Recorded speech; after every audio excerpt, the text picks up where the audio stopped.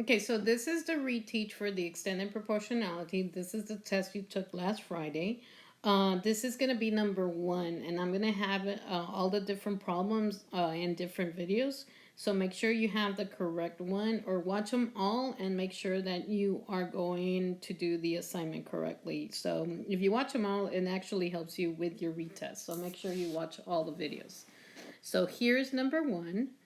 And number 1, basically is just telling you the graph shows the number of points y a player earns in a balloon game based on the number of balloons the player popped, which is x.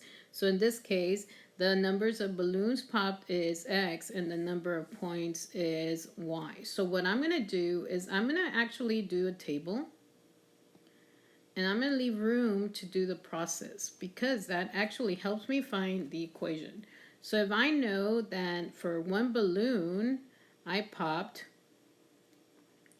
got 25 points. Also, I noticed that it's going through the zeros. So if it's going through the zero, that means it's a multiplicative.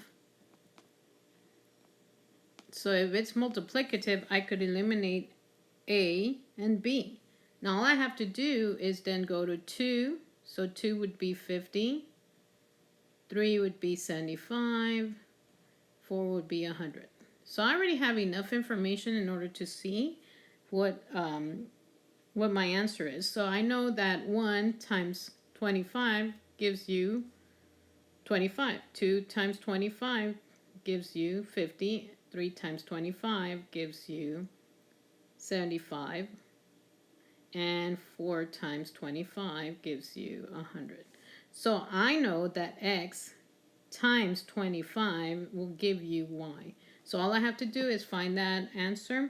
So then I know that I need to multiply 25 times x, which is letter D. So my answer in this one should be letter D.